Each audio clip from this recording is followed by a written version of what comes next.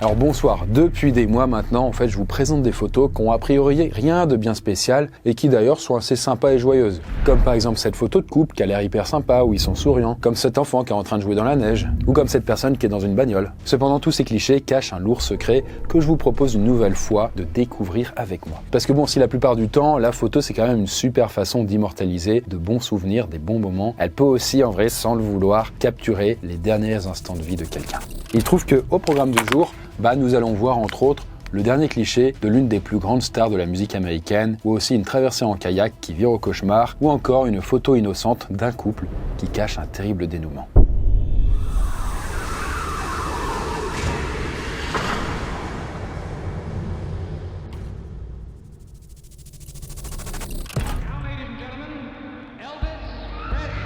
Alors bon, avant d'attaquer cette première photo, je vous laisse écouter quelques secondes de cette musique.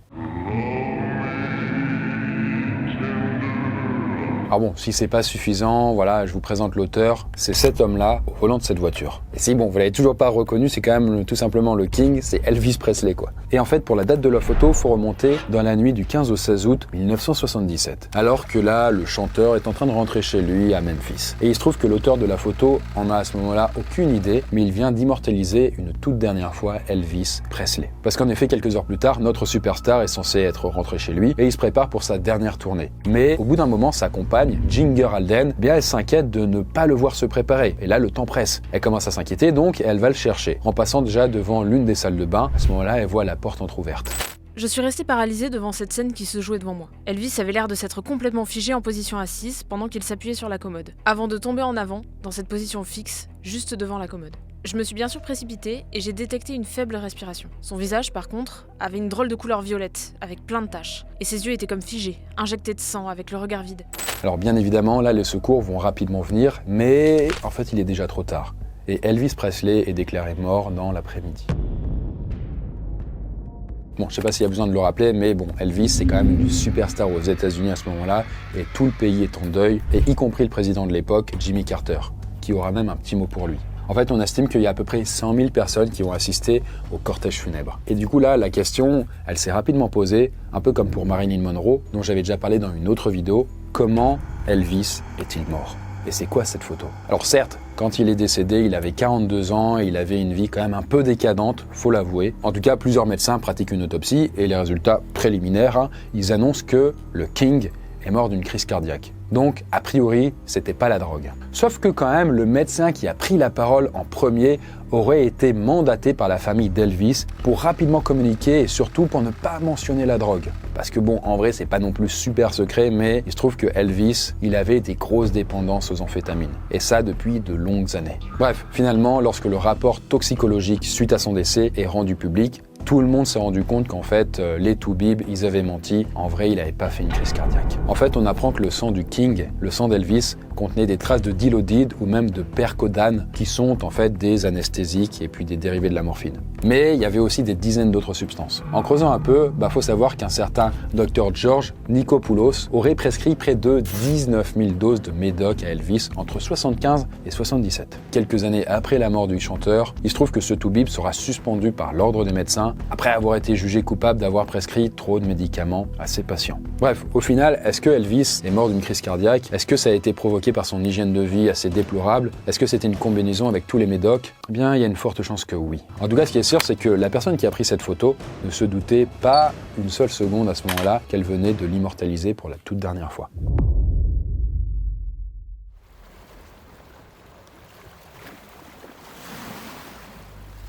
Pour cette deuxième photo-là, on retourne dans un endroit dont je vous avais déjà parlé dans une précédente vidéo, c'est la Nouvelle-Zélande. Et là, plus précisément, on met le cap sur la mer de Tasman, qui se situe en gros entre le sud-est de l'Australie et donc la Nouvelle-Zélande. Et là, concernant la photo, il faut quand même que je vous présente le protagoniste, et c'est Andrew Macaulay. Comme vous pouvez le voir, il a pas l'air très frais. Si on regarde même de plus près, on se rend compte qu'il est en plein au milieu de la mer de Tasman. Et avant de parler en fait de ce qui l'a amené ici, il faut faire un petit tour quand même dans le passé pour vous présenter notre ami. Parce qu'il se trouve que ce gars, c'est un grand adepte de kayak, qu'on ne voit d'ailleurs pas sur la photo, mais qui aura bien sûr son importance. Andrew, lui, il est originaire de la Nouvelle-Galles du Sud, en Australie, et au final, Andrew, il découvre cette passion du kayak un peu plus tard, alors que là, il est en voyage en Patagonie. Et puis après une aventure mouvementée au Chili, eh bien Andrew il s'est mis en guise de nouvelles aventures, comme traverser le détroit de Bass qui se trouve ici, là, en Océanie. On parle quand même d'une traversée qui a duré plus de 35 heures pour à peu près 225 bornes. Bref, vous l'avez capté, c'est un aventurier chevronné, il est sûr de ses forces, et d'ailleurs en 2005, alors que bon, il est âgé de 37 ans, il est quand même nommé aventurier de l'année par le site australien Geographic Society. Tout ça, ça nous amène à ce qui nous intéresse vraiment, la traversée de la mer de Tasman. Et du coup, en décembre 2006, il se lance dans ce voyage périlleux en kayak et en solitaire. Faut quand même vous le dire, mais traverser ce machin, c'est quand même hyper dangereux. En fait, ça a jamais été réussi. Et d'ailleurs, tout le monde lui déconseille de le faire. Je suis vraiment attiré par un voyage comme celui-ci. C'est un véritable défi personnel. Je dois avouer que j'éprouve une énorme satisfaction à imaginer une aventure improbable. Et j'ai donc décidé de me lancer dans cette traversée. Si l'aventure responsable forge le caractère et fait du bien aux gens, j'ai senti que continuer mon voyage dans ces conditions n'était pas une bonne chose. Sans vouloir paraître trop mélodramatique, prendre les bonnes décisions dans des situations comme celle-ci peut vous sauver la vie.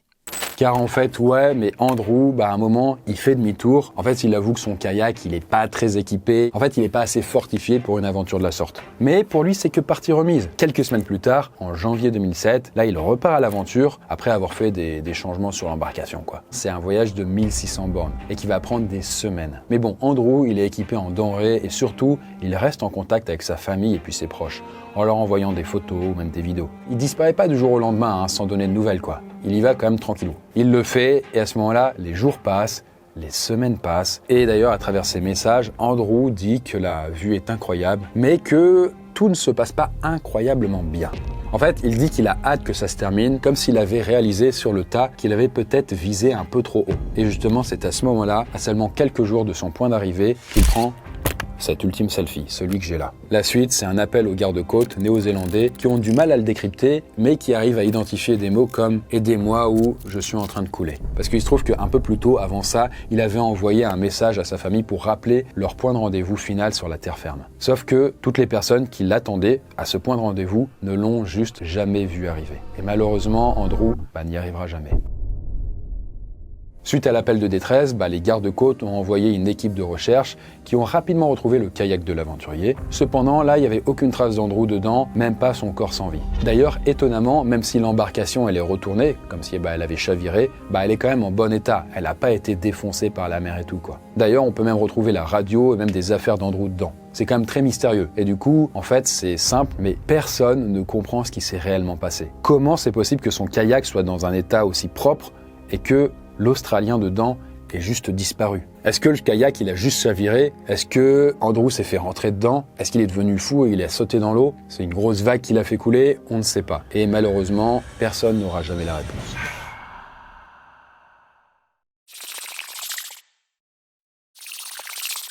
Pour cette troisième photo, là, on file dans un endroit où des tonnes de photos ont été prises. En fait, il y a des fortes chances pour que vous en ayez vous aussi dans votre galerie. Comme vous pouvez le voir, nous sommes en effet dans un bar. En fait, du coup, le lieu un peu parfait pour beaucoup de personnes, pour passer un petit moment sympa avec les potes et tout. Et là, la personne qui nous intéresse, plus précisément, c'est l'homme sur la droite. Et c'est un certain Aaron Swartz. Alors Aaron, il a 26 ans, et en vrai, c'est pas n'importe qui. En fonction de vos centres d'intérêt, peut-être que son nom va vous dire quelque chose. Mais il se trouve que Aaron, c'est un prodige d'Internet. Et même de l'informatique en général. Parce que lui, il se passionne pour les ordis depuis qu'il a 3 ans. Donc il est quand même au taquet. Et il se trouve que d'ailleurs, quelques années plus tard, alors qu'il a 13 ans, il va créer un site de partage de connaissances de façon participative. Et ça, c'était avant que Wikipédia existe, en gros. Le temps passe, les années passent, et puis il invente d'autres trucs assez fous, comme par exemple le flux RSS, quand je vous dis quand même qu'il est prodige. En tout cas, assez rapidement, il va devenir millionnaire grâce à ses connaissances et son taf. Mais son but premier à Aaron, il est pas du tout là. En fait, pour lui, l'objectif, c'est que l'accès à l'information soit la plus libre possible sur Internet. En fait, dans le but que le maximum de gens aient accès à un max de ressources. Ça ne plaît pas à tout le monde. Par exemple, à 22 ans, il va télécharger plus de 2,5 millions de documents judiciaires qui appartiennent au domaine public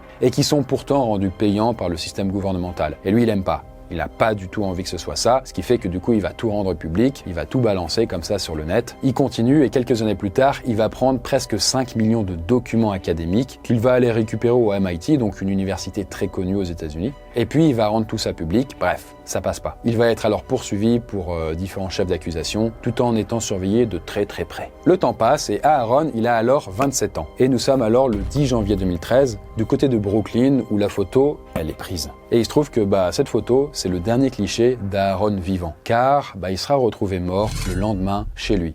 Et là, l'enquête va conclure à un suicide.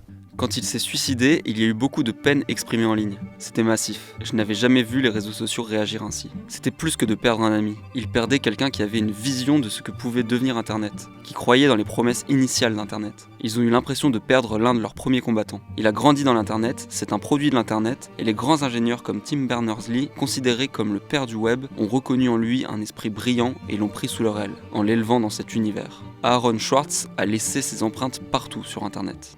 En tout cas, beaucoup s'accordaient quand même à dire que Aaron, il était dans un moment assez délicat de sa vie. Il était un peu dépressif et surtout, il avait une grosse échéance qui l'attendait. Quelques semaines après son suicide, en tout cas, il y a un énorme procès qui doit débuter. Parce qu'il se trouve que Aaron, en tant que justicier du web, il s'était opposé à une initiative du gouvernement qui lui aurait permis de fermer n'importe quel site sur n'importe quel soupçon de non-respect du copyright. En gros, pour faire simplement, le gouvernement pouvait supprimer des trucs qui n'arrangeaient pas en fait ces instances. Mais bon, Aaron, comme il était un peu hacker, qui connaissait des gens dans le milieu, il aurait pu faire annuler le projet de loi. En tout cas, il avait l'air assez déter là-dedans et donc peut-être que ça a fait peur à pas mal de gens. Et donc, on a voulu lui faire payer. En tout cas, bon, a priori, il aurait mis fin à ses jours. En tout cas, ça ressemblait à un suicide, ce qui s'est passé. Mais rapidement, il y a des théories du complot qui ont commencé à fleurir un peu partout sur Internet. Parce que déjà, on savait qu'Aaron, il était surveillé par le FBI. En tout cas, tout le monde s'accorde à dire que Internet aurait été sans doute très différent si Aaron Swartz était encore parmi nous.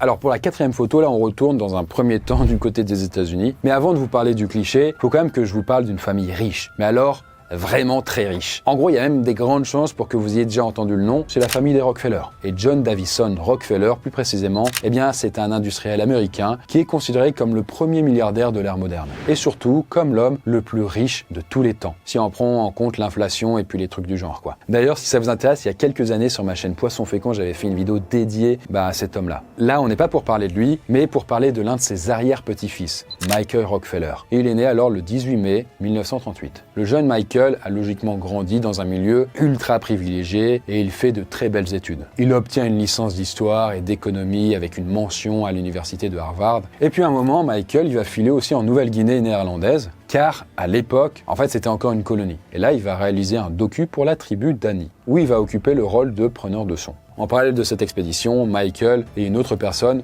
prennent un petit peu de temps pour étudier la tribu qui se trouve, quant à elle, dans le sud de la Nouvelle-Guinée néerlandaise, où il va retourner d'ailleurs à plusieurs reprises.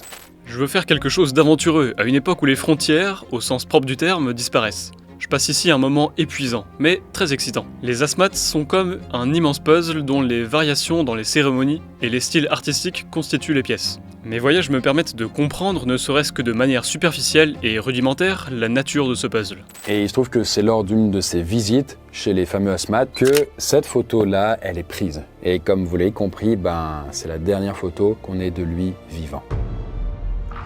Qu'est-ce qui lui est arrivé le 17 novembre 61, alors que Michael, il a juste 23 ans, il est à bord d'une pirogue avec un anthropologue néerlandais du nom de René Wassing, et là il va aller voir la tribu Asmat. Sauf que leur embarcation, elle va chavirer. Comme le duo, il est alors à des kilomètres du rivage, il n'y a que 2 solutions qui s'offrent à eux. Soit ils restent sur ce qu'il leur reste de l'embarcation, mais à l'envers, retourner et attendre de se faire secourir, ou alors tenter de lâcher l'embarcation et de traverser à la nage pour aller rejoindre le rivage. Pour René Wassing, la première solution c'est la meilleure, attendre là, mais pour Michael, non. Lui, il est motivé et il veut vraiment traverser à la nage. Il va alors se créer quand même des flotteurs avec un jerrycan, il va prendre un couteau et puis une boussole et il se met en quête de la côte.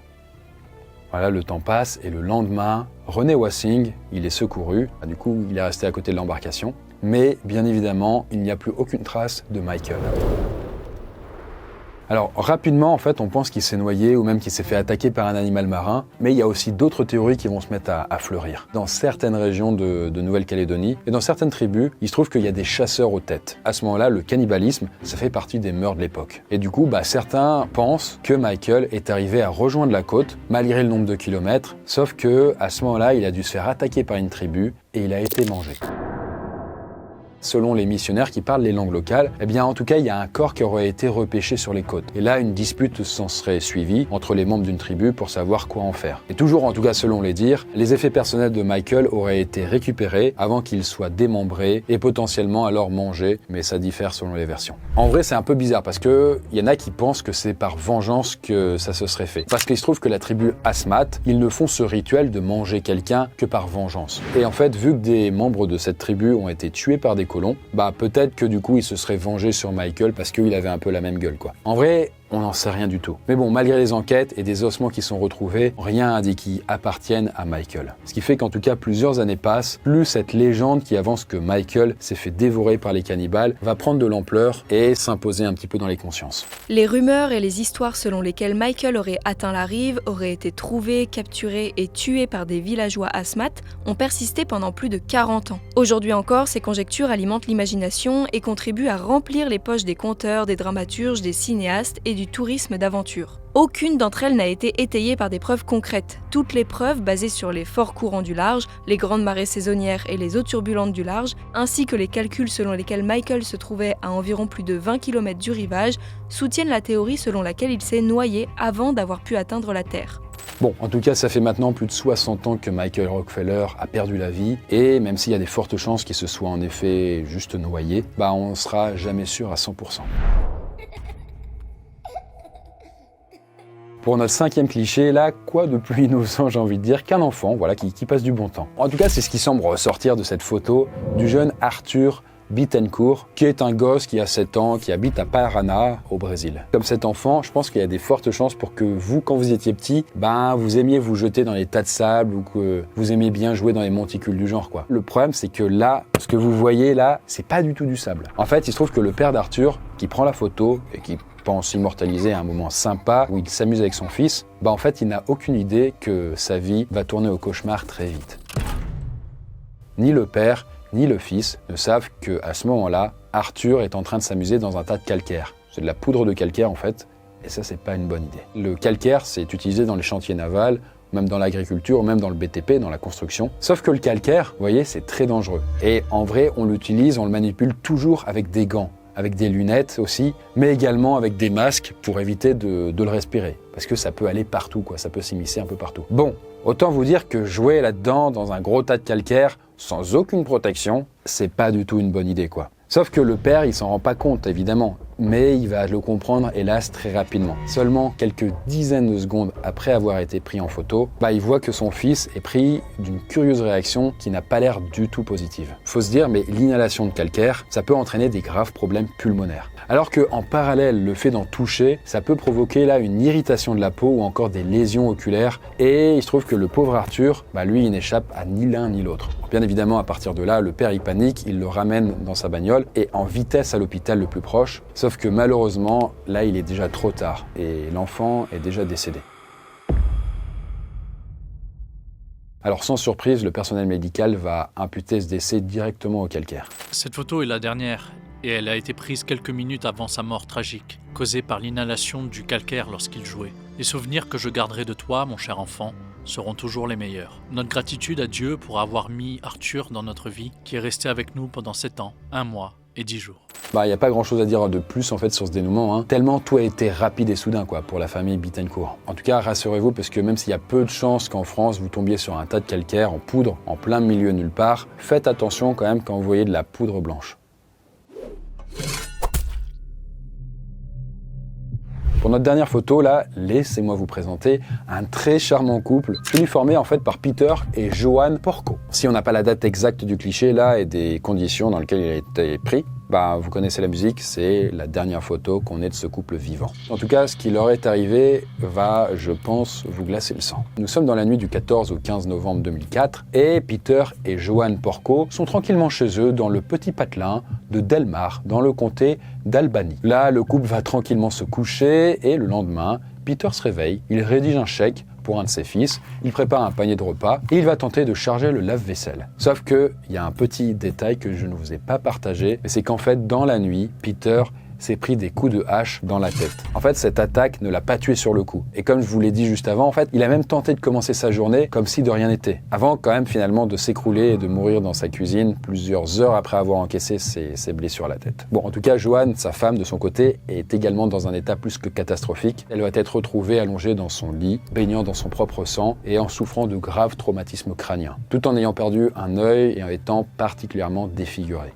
Bon là, rapidement, l'objet du crime, c'est une hache qui appartenait apparemment au couple et qui est retrouvée dans le garage à côté. En parallèle de tout faire pour maintenir Joanne en vie, une enquête s'organise très rapidement pour savoir qui a commis ça, quoi. Et là, rapidement, l'un des deux fils du couple, un certain Christopher Porco, il est assez vite ciblé par l'enquête. Parce que, en vrai, force est de constater que depuis des années, pour parler de façon cash, en fait, il fait quand même bien chier ses parents. Il les a cambriolés à plusieurs reprises pour revendre des objets en plus de leur soutirer de la thune. Mais il s'est également fait passer pour son père auprès de certaines banques pour pouvoir acheter certaines choses, dont notamment une Jeep Wrangler jaune. Et ça, c'est un détail qui aura son importance. En tout cas, la femme, Joanne Porco, de son côté, arrive finalement à s'en sortir, à survivre, et quand on lui demande enfin ce qui s'est passé, on comprend plus ou moins que c'est Christopher, donc le fils, qui est derrière tout ça. Et alors, la police ne va pas tarder à recoller tous les morceaux du puzzle. Christopher Porco a fait plus de 3 heures de route aux premières heures du 15 novembre pour aller chez ses parents. Un péager du New York State Surrey a déclaré qu'une Jeep Wrangler jaune était passée à son poste vers 22h45 le 14 novembre. Et un autre péager à Albany s'est souvenu de la vitesse excessive d'une même Jeep Wrangler jaune s'approchant du poste de péage peu après 2h du matin le 15 novembre. Plus tôt dans la soirée, plusieurs caméras de sécurité de l'université de Rochester ont enregistré cette même voiture, celle de Christopher Porco, quitter le campus à 22h30 le 14 novembre et revenir à 8h30 le lendemain matin. Période au cours de laquelle les Porco ont été attaqués. En parallèle, un voisin de la famille Porco a témoigné plus tard au procès qu'il avait vu la Jeep jaune de Christopher dans l'allée de la famille le soir de l'attaque. Bon, en tout cas, plus tard, un certain John Kearney, qui est un vétérinaire pour qui Christopher bossait, il a indiqué que Christopher avait été formé au nettoyage après les interventions chirurgicales sur les animaux. Ce qui expliquerait, en partie du moins, le fait que les polices n'ait pas trouvé de sang dans le véhicule de Christopher. 2 ans après les faits, et au terme d'un long procès, un Christopher Porco, âgé de 23 ans, est reconnu coupable de meurtre au second degré, ainsi que tentative de meurtre au second degré contre sa mère. Et puis il est finalement condamné à la prison à perpétuité avec 50 ans de sûreté. Vraiment, il ne sortira pas pendant 50 ans. Il a évidemment essayé de faire appel et tout, mais tout a été rejeté. C'est non, tu resteras en tôle. Eh bien, voilà du coup pour nos photos du jour. J'espère que ce format vous plaît en tout cas toujours autant. Si de votre côté vous êtes arrivé de prendre des clichés un peu chauds, on s'entend, et qui ont été les prémices en fait de quelque chose de plus grave, n'hésitez pas à en parler en commentaire, à nous raconter tout ça. Et je vous dis, quant à moi, à la prochaine vidéo.